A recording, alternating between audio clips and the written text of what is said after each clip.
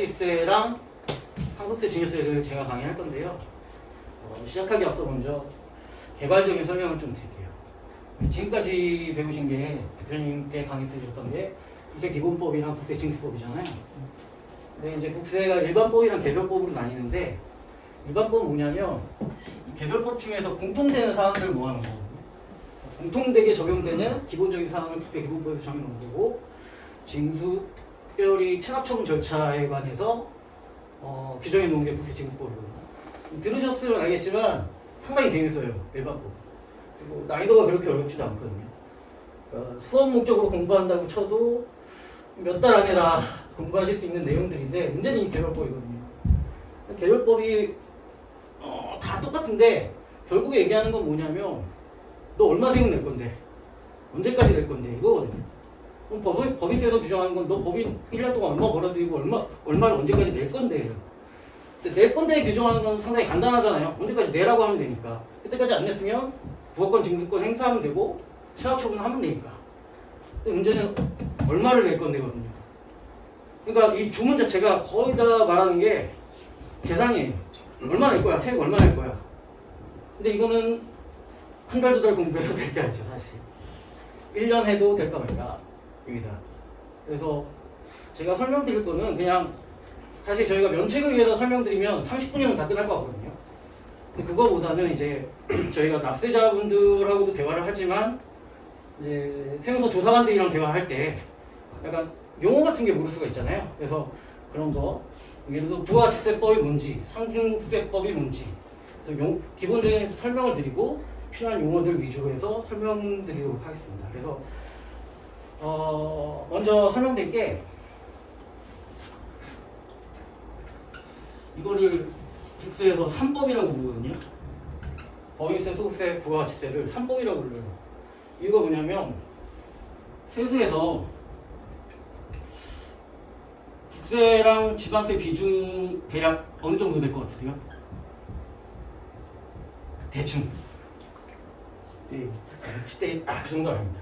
예전에는 한 4대1 정도 됐었어요. 근데 요즘에는 자치단체 권한이 커졌잖아요. 그래서 최근에는 한 3대1 정도 되거든요. 75대 25 정도라고 생각하시면 돼요. 근데 그 국세에서도 법인세, 소득세, 부가세가 차지하는 비중이 어느 정도일까요?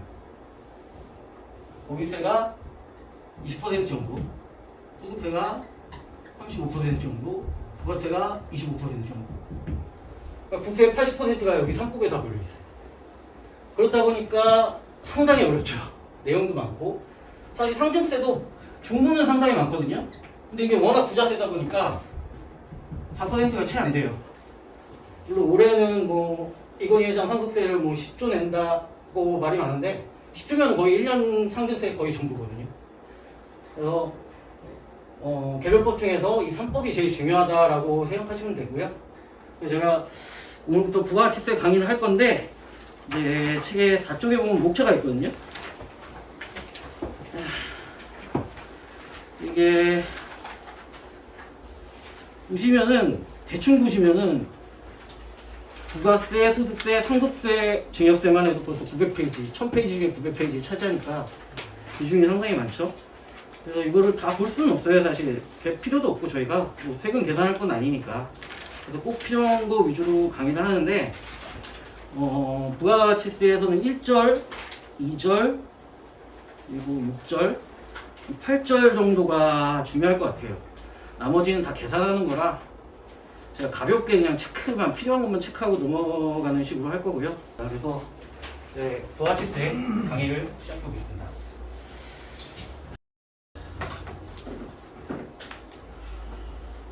그래서 1절이 부가가치세 기초이동이고요.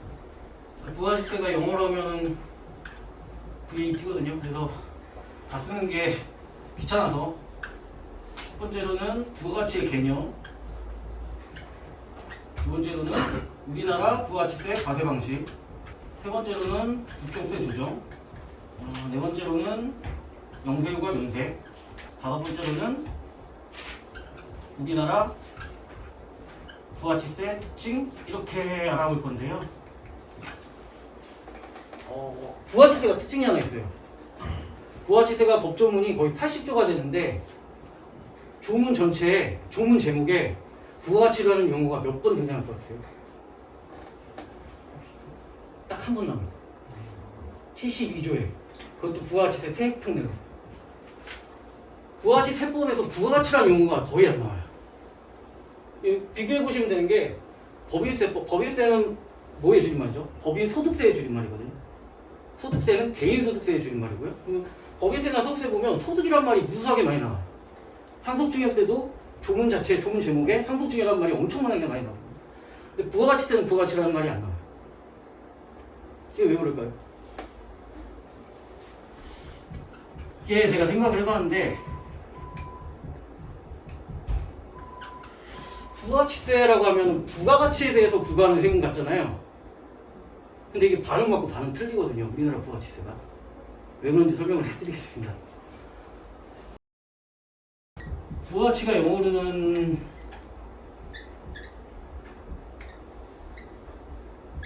value added입니다. 경제학적인 용어인데 그러니까 직역을 해보면 증가된 가치잖아요. 그러니까 이걸 풀어서 얘기하면 이렇게 표현할 수가 있어요. 그러니까 부가가치는 사업자별로 과세를 하는데 그 사업 단계별로 가치가 증가한 거, 그게 부가가치거든요. 이게 말로 하면 상당히 어려운데 풀어서 얘기하면 그러니까 어떤 사람이 사업자가 사업을 위해서 투입한 금액이 있고 산출한 금액이 있을 때 그 가치의 차이가 결국에는 부가가치거든요. 그러니까 이걸 다시 풀면은 어떻게 되냐면 이렇게 표현할 수가 있거든요. 산출물의 가치를 매출액이라고 표현할 수가 있고 투입물의 가치를 매입액이라고 표현할 수가 있어요. 그리고 이걸 또 다르게 표현하면 임금 플러스 지대 플러스 이자 플러스 이윤이라고 표현할 수가 있는데 어렵죠. 어렵습니다. 그래서 이거를 전단계 거래공제법이라고 부르고요. 이거를 가산법이라고 부르거든요. 말로만 들어서 이거 몰라요. 이게 워낙 경제학적인 용어이기 때문에 모르기 때문에 제가 그림을 한번 그려볼게요. 이게 실제에서는 거래 단계가 이렇게 세 개로 단순하게 쪼개지진 않지만 단순화해서 세 개만 존재한다고 치고 주식회사 원유라는 회사에서 땅을 파고 인력을 동원해서 원유를 채취했어요. 그 채취한 원유를 중유에 1,000원에 넘겼습니다. 그리고 중유는 1,000원에 사와서 정제작용을 하고 거기에 인건비를 투자해서 주유소에 1,500원에 넘겼어요. 그 주유소는 이거를 주유를 하고 또 인건비를 써서 최종 소비자에게 1,800원에 넘겼습니다. 그때 들어간 비용은 얘는 땅을 파고 기계장치를 빌리느라 500원을 썼고요. 인건비에 300원을 썼어요. 그럼 얼마를 남겼죠? 200원을 남겼죠. 그럼 200원은 이윤이 되는 거예요. 그리고 얘는 중재를 하고 또 기계를 빌리느라 200원을 썼고 인건비에 100원을 썼습니다. 그럼 얘도 200원을 남겼죠. 그리고 얘는 주유하는 데 들어간 비용이 100원이고 얘도 인건비를 100원을 썼어요. 그럼 얘는 100원을 남겼죠. 자, 그럼 여기서 부가가치를 계산해 볼게요. 자, 얘는 매출액이 1,000원이죠. 어떤 거에서 지가 땅을 파서 했으니까 매입액은 빵이죠. 그러니까 부가가치는 1,000원이죠. 얘는 1,500원에 매출을 했고 매입은 1,000원에 했잖아요. 그러니까 부가가치는 500원입니다. 얘도 마찬가지로 1,800원에 매출을 하고 1,500원에 매입을 했으니까 부가가치는 300원이에요. 자, 지금 이 방식은 둘 중에 뭘 쓴 거죠? 이거 쓴 거죠. 자, 그럼 이렇게 표현해 볼게요.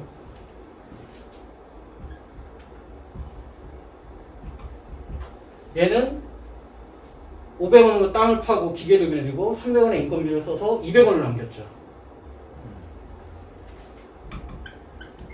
똑같이 표현해야 되죠. 얘는 200원에 증여를 하고 100원의 인건비를 써서 200원을 남겼죠. 그럼 500원이 되고요. 얘도 마찬가지로 100원, 100원, 100원 써서 300원을 남겼죠. 300원이 부가가치를 창출했죠. 그래서 이 식으로 보면 잘 이해가 안 되는데 이 그림을 생각하시면 어느 정도는 이해가 되실 거예요. 부가치는 이렇게 두 가지 방식으로 계산할 수가 있다. 결국 세금은 이 부가가치에 대해서 때리는 거거든요. 우리나라 부가가치세율이 몇 %죠? 10%입니다. 자, 그럼 10% 때려볼게요.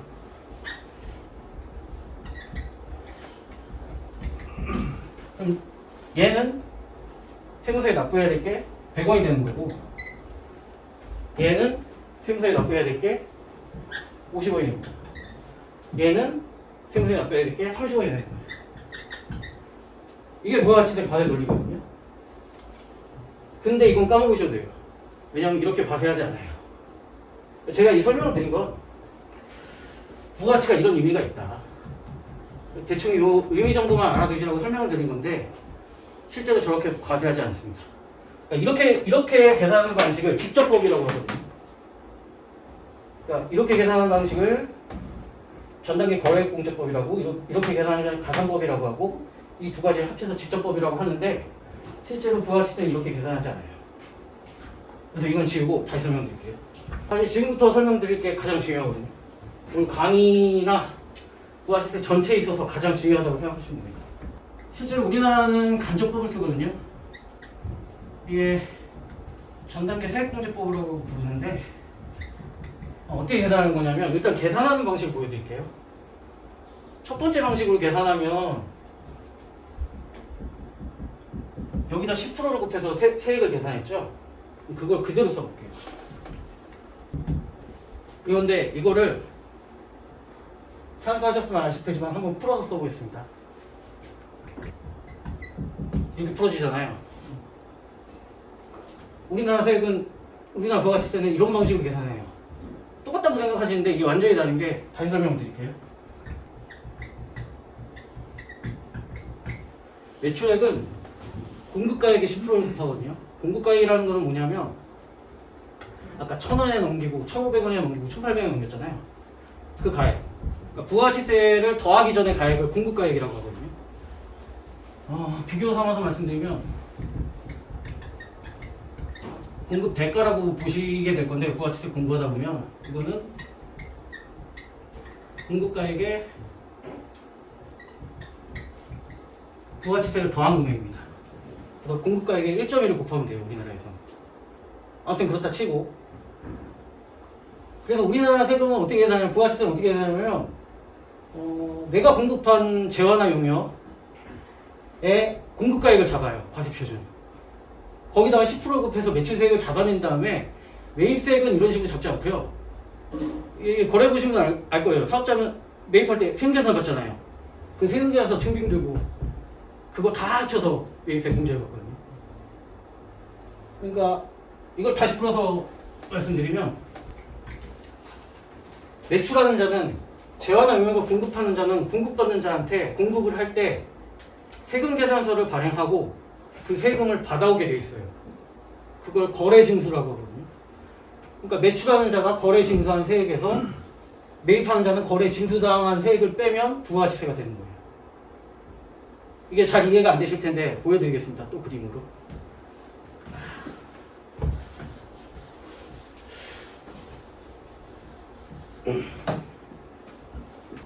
얘는 공급가액 1,000원에 넘겼죠. 아까 전 그림 생각해 주시면 얘는 1,500원, 얘는 1,800원에 넘기게 되거든요. 자, 그러면 사실 이 그림만 기억하시면 되는데 이제 한번 보겠습니다. 부가가치는 아까 계산을 했었는데 매출에서 매입액을 뺀다 그랬잖아요. 그래서 여기는 1,000, 500, 300이죠.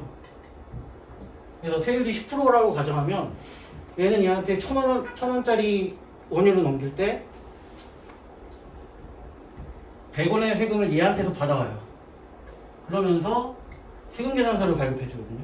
세금 계산 영어로 줄이면 TEI, 텍스 인보이스라고 TEI라고 하는데 세금 계산서를 발급해 줍니다. 그러면 얘는 발급한 세금 계산서를 매출 세금 계산서라고 해서 본인이 갖고 있어야 되고, 얘는 발급받은 세금 계산서를 매입 세금 계산서라고 해서 본인이 갖고 있어야 됩니다. 자, 그러면 공급가액은 1,000원이죠. 공급대가는 얼마예요? 네. 공급대가는 공급가액에다가 세금을 더한 거라고 그랬죠. 1,100원입니다. 매출세액은 100원이죠. 얘는 매입이 없으니까 0원이죠. 얘는 결국 세금을 100원을 납부해야 되거든요. 이렇게 됩니다. 얘가 부담하는 세금은 얼마일까요? 실제로. 얘는 100원을 내야 되죠. 납부하니까. 근데 이 100원은 누구한테 받았죠? 얘한테 받았죠. 부담하는 게 하나도 없어요. 이게 부가치세 특징이거든요. 납부는 하는데 부담은 안 해요. 다음 걸로 넘어가 볼게요. 저희가 증여는 공급가액이 1,500원이죠. 그럼 여기다 10%를 곱한 150원을 얘한테 받을 거예요. 그러면서 마찬가지로 세금 계산서를 발급해주고 얘도 보관하고 얘도 보관할 거예요. 자, 그러면 공급 대가는 이거에다 이걸 더해야 되니까 1,650원이죠. 매출세액은 150원이죠. 매입세액은 100원이죠. 그럼 얘가 납부해야 될 세액은 50원.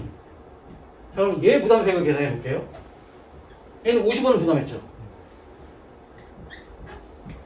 매입하는데 100원을 부담했죠. 얘한테 얼마 받았죠? 150원. 얘도 납부하는 게 없어요. 얘 부담하는 게 없어요. 납부는 하는데 부담은 안 해요. 다음 넘어가 볼게요. 얘도 이제 최종 소비자한테 거래를 하면서 180원을 받아오겠죠? 근데 이제 소비를 해보신 분들은 알게요. 식당 같은 데 가보면 내가 밥을 먹으면서 세금계산서를 받나요? 안 받죠? 최종 소비자한테 공급을 할 때는 세금계산서 발급을 안 해도 됩니다. 대신에 뭐 카드를, 네, 영수증 같은가 매출카드 전표를 같은가 하겠죠? 그런 걸로 대신하거든요.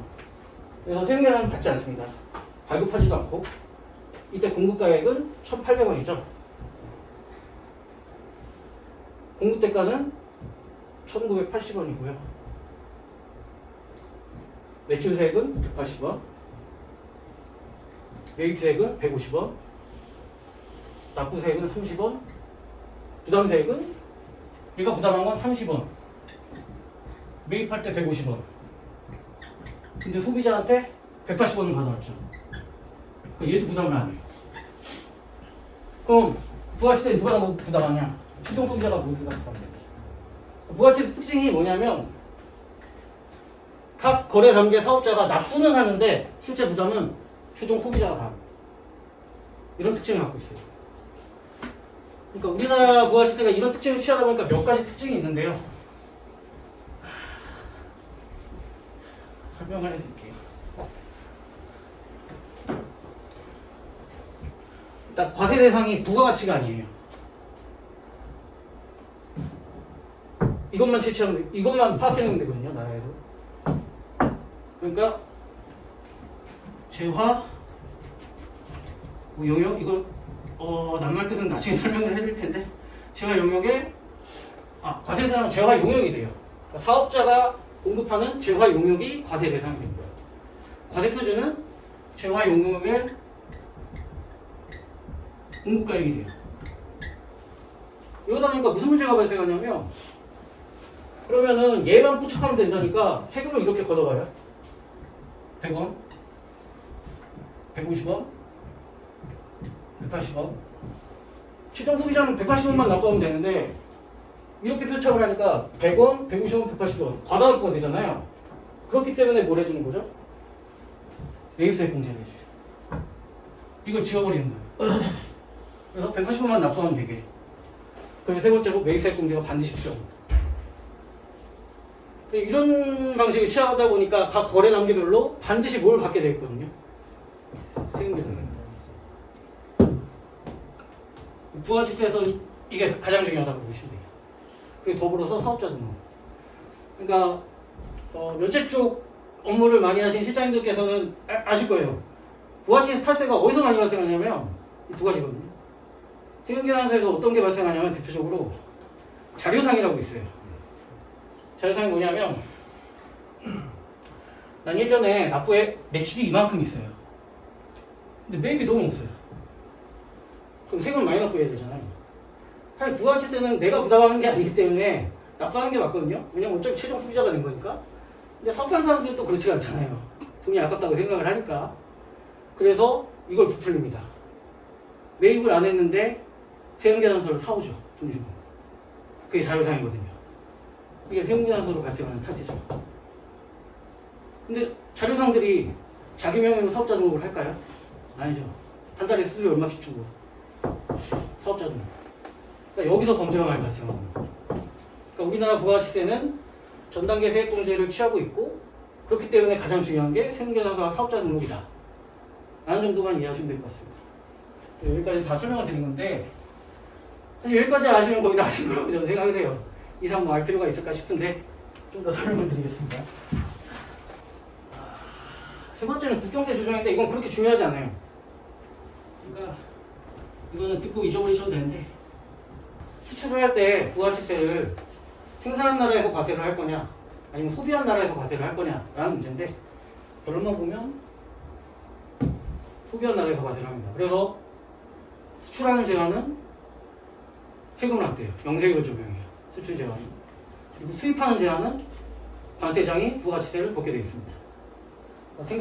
소비지급 과세 방식을 취한다. 이 정도만 기억해 주시면 될 것 같아요. 그리고 영세율과 문제인데 이것도 많이 만나보셨을 거예요.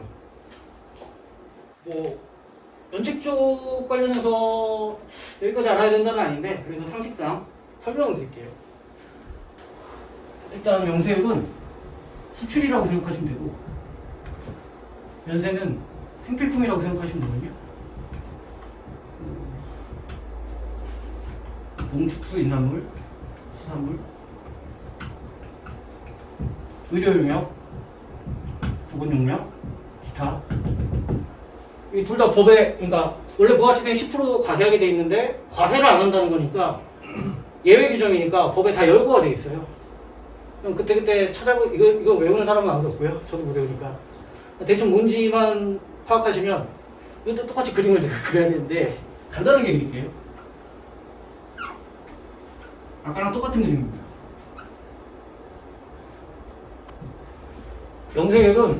영세율 적용하는 단계에서 말 그대로 영해세율 적용하는 거예요. 그러니까 세금이 여기서 부가가치세가 0이 되거든요. 그 전까지 똑같아요. 그럼 여기서 매출세액 100, 0, 150, 100 이렇게 되죠. 근데 여기서 0이 됩니다. 이 사람은 얼마에 매입을 했죠? 1,500에 매입했죠. 그때 세금을 150을 냈죠. 이거는 그대로 환급을 시켜줘요. 영세율은. 그래서 퉁치면 부가가치세가 과세가 안 되죠. 얘한테만 영세율 적용했는데 결론적으로는 전체적으로 봤을 때 부가가치세가 하나도 과세가 안 돼요. 이게 영세율 특징이거든요. 그래서 이거를 뭐라고 그러냐면 안전면세라고 불러요. 그러니까 전 단계에 있던 매입세액을 환급만 해줬을 뿐인데 모든 단계에서 부가가치세가 취소된 것 같은 효과가 나오거든요. 이건 완전면세라고 부르고 대신에 영세율은 부가가치세 과세 임자입니다. 그러니까 세액계산서 발행도 해야 되고요. 부가가치세 신고도 해야 되고요. 모두 의무를 져요. 대신에 매출세액 납부만 안 할 뿐이에요. 그래서 그 차이가 있거든요. 면세를 한번 비교해보면 연세도 여기다 부가가치세 면제, 영세율이랑 똑같은 거예요. 부가가치세 면제를 시켜주거든요. 근데 대신에 환급을 안 해줘요. 그러니까 어떻게 되냐면 얘는 자기는 150원을 부담했는데 받을 데가 없어요. 어떻게 할 거예요, 얘를?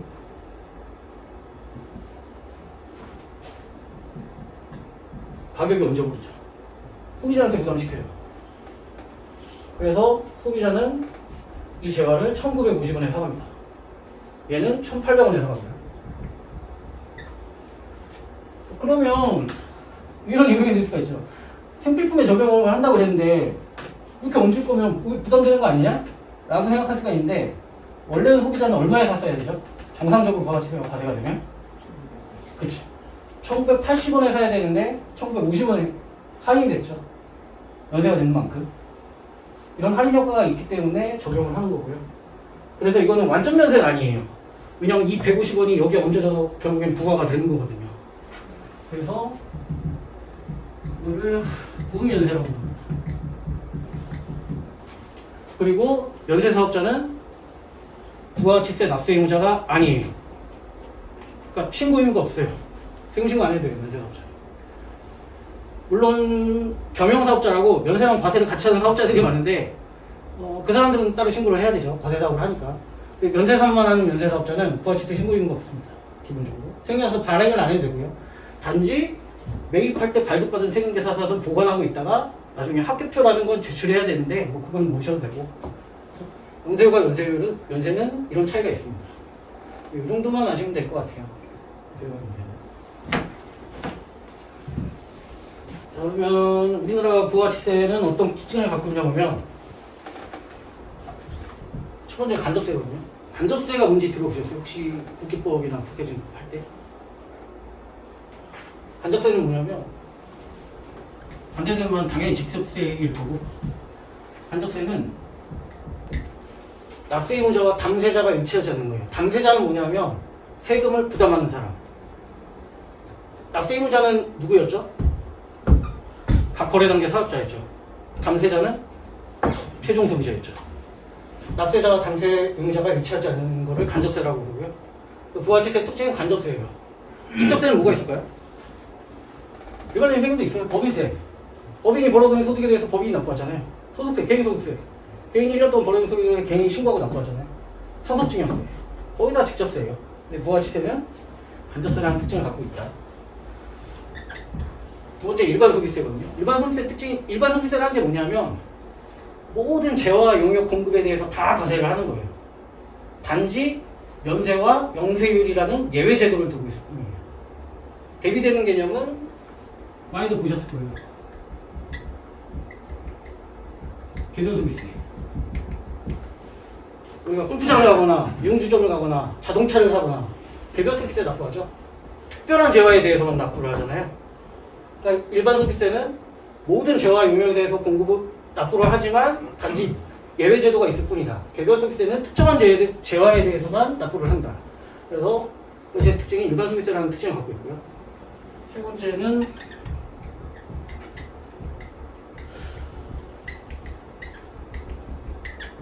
아까도 보셨지만 각 거래 단계별로 세금을 납부하고 세금계산서를 발급을 하죠. 그래서 이걸 다단계 거래세라고 합니다. 단단계 거래세도 있는데 거기까지는 알 필요는 없을 것 같아요. 네 번째는 아까도 설명드렸듯이 전단계 세액공제법. 다섯 번째는 소비지급 과세원칙.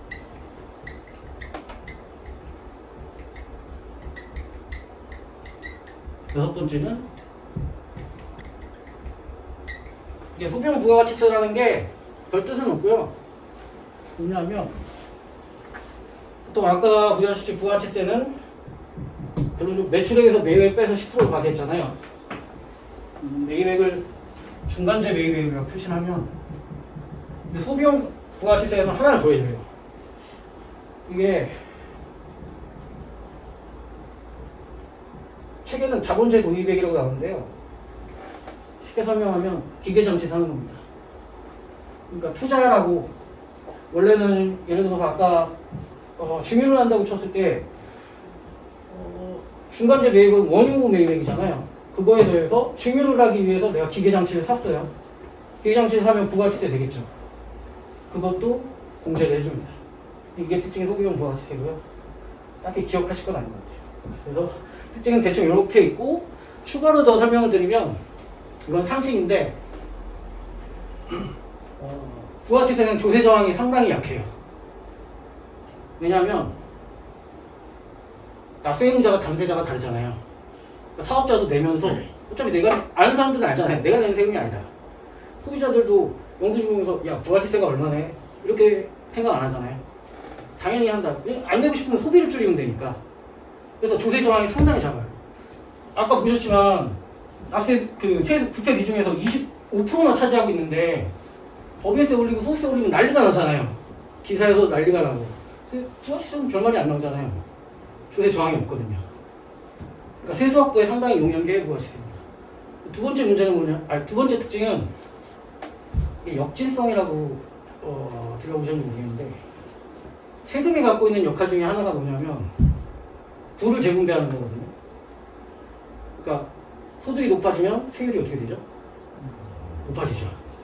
재산이 많아지면 세율이 높아지죠. 왜 그런 거 있어요? 많이 벌면 많이 내라. 못 사는 사람들한테 나눠주게. 근데 부가치세 생각해보시면 이재명 회장이 맥주 한 캔 5,000원짜리 먹나, 제가 5,000원짜리 먹나 똑같이 500원 먹는 거죠. 불공평하잖아요. 이재명 회장한테는 5,000원 돈도 아닌데, 근데 저한테는 5,000원이 큰 돈인데. 그래서 이런 면에서 역진성을 띱니다.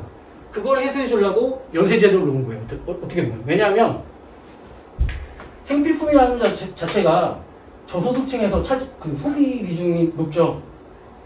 그러니까 생필품에 면세 제도를 둬서 가격을 다운시켜준 거예요. 그러니까 부가치세 특징은 그런 걸 갖고 있다 라고 생각해 주시면 될 것 같습니다. 여기까지 출제할 내용이었고요. 책으로 한번 제가 체크를 해드릴게요. 간단하게.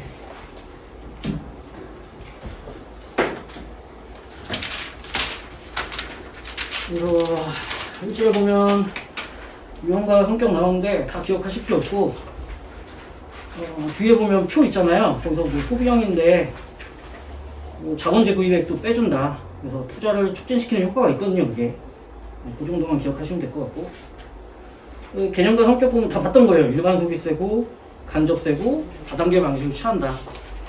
이 정도만 기억하시면 될 것 같고요. 페이지 넘겨서 6페이지 보시면 과세 방법이 있는데, 제가 설명은 다 드렸어요. 직접법도 설명을 드렸는데 사실 기억하실 필요 없고요. 간접법 위주로 보시면 됩니다. 전당계 세액공제법. 우리나라 대부분의 나라에서 취하고 있는 제도고요. 파란색 보시면 전당계 세액공제법 옆에 영어로 뭐라고 돼 있죠? 인보이스 메소드라고 돼 있잖아요. 인보이스가 뭘까요? 세금계산서거든요. 세금계산서 텍스 인보이스라고 부르지만 줄여서 얘기하면 인보이스죠. 그러니까 전단계 세액공제법의 그만큼의 핵심이 세금계산서라는 말이에요. 이거 해석해보면. 그래서 사업자가 재화나 밑에 보시면 본래 사업자가 재화나 요금을 공급할 때는 거래 징수를 해야 되고, 그리고 사업자에게 부과되는 부가치세를 거래 상대방에게 전가하는 과정이다. 사업자는 공급받는 자에게 세금계산서를 발급해야 하는데 이것은 거래 징수 사실을 증명하는 영수증이다. 그 정도만 기억하시면 될 것 같고요. 그래서 괄호 2 보시면 전단계 세액공제법의 논리적 귀결이라고 있는데, 제가 다 설명드렸던 거예요. 과세 대상은 재화 용역의 공급이다. 그리고 과세 표준은 재화 용역의 공급가액의 합계액이다. 그리고 밑에 보시면 뭐 공급가액이 청초되어 누적된 부가가치 총액이라고 되어 있는데 여기까지는 기억 안 하셔도 됩니다. 매입세액공제는 여기도 파란색만 보시면 되는데, 매입세액은 전 단계에서 이미 부과된 부가치세 합계액인데 납부세액 계산할 때 공제함으로써 비로소 그 전 단계에서 청취된 부가치세에 대한 중부가세가 회피되는 것이다. 페이지 넘겨서 보시면 세금계산서 중요하다. 가장 중요한 게 세금계산서예요. 사실 부가치세에서는. 그래서 세금계산서 한 번씩 그냥 읽어보시면 될 것 같아요. 그리고 국경세 조정은 딴 거 보실 필요 없이 그냥 우리나라 소비지역 과세 원칙을 취한다. 그래서 수출에 대해서는 영세율을 적용하고 재화의 수입을 과세거래 하나로 본다. 이 정도만 보시면 될 것 같습니다. 그리고 영세율과 면세의 개념과 원리라고 되어 있는데, 영세율이란 일정한 재화 또는 용역 공급에 대하여 0% 세율을 적용하는 제도를 말한다. 밑에 보시면 따라서 영세율 제도는 해당 적용 단계에서 창출된 부가치에 대해 과세하지 않을 뿐 아니라 그 전 단계에서 창출된 부가치에 대해 이미 과세된 것까지도 모두 취소하는 제도라고 할 수 있다. 그 결과 해당 재화 용역의 부가치세 부담이 완전히 제고되고 거래 상대방은 부가치세를 전혀 부담하지 않게 된다. 그렇기 때문에 이것을 완전 면세라고 부르겠다. 제가 그림 그리면서 설명을 해드렸으니까 그 그림을 기억하시면 될 것 같아요. 면세의 개념과 원리는, 면세는 일정한 재화 또는 용역의 공급에 대해서 부가치세의 납부세 의무를 면제하는 제도를 말하는데, 차이는 뭐냐면 그 면세 사업자가 그 매입한 세금계산서는 공제되지 않는다고 말씀드렸죠. 그래서 따라서 면세제도는 해당 적용 단계에서 청구된 부가가치세에 대해서는 과세하지 않되 그 전 단계에서 창출된 부가가치에 대해서는 이미 과세한 부가가치세는 취소하지 않는 제도라고 할 수 있다. 그렇기 때문에 부면세라고 부른다. 그 정도 체크하시면 될 것 같고요. 영세율 적용 사업자, 면세 사업자 협력 의무는 간단합니다. 영세율 사업자는 부가가치세 과세 사업자이기 때문에 모든 협력 의무 진다라고 생각하시면 될 것 같고요. 면세 사업자는 부가가치세 그 납세 의무자가 아니기 때문에 모든 의무를 지지 않는다라고 기억하시면 될 것 같습니다. 그래서 제가 아까 설명을 안 드린 게 있는데요. 간단히 설명을 드리면 면세 사업자는 본인이 매입했던 매입세액이 공제가 안 된다고 그랬잖아요. 근데 제가 처음에 우리나라 부가가치세 과세에 대해서 설명하면서 말씀드린 게 결국 매입세액은 세금계산서를 들고 있으면 기본적으로 입증은 되거든요. 근데 왜 쟤는 공제 안 해주는데? 라고 의문을 가질 수가 있어서 모든 법률에는 일반 규정이 있으면 예외 규정이 있죠. 나중에 보실 텐데 내가 아무리 사업자인데 매입을 하면서 세금계산서를 적법하게 받았다고 해도 공제가 안 되는 세금계산서들이 있습니다. 이게 대충 한 7가지 정도가 있거든요. 저 때는 이거 앞글자 따서 외우는데 이렇게 있어요. 근데 이 면이 면세사업자가 자기의 사업을 위해서 매입한 매입세액입니다. 그래서 면세사업자가 매입한 매입세액은 공제되지 않는 거예요. 나중에 세금계산서 보실 때 이거 한 번씩은 다 보실 거예요. 이런 게 있다 라는 정도만 가지면 될 것 같습니다. 대충 한 50분 지났는데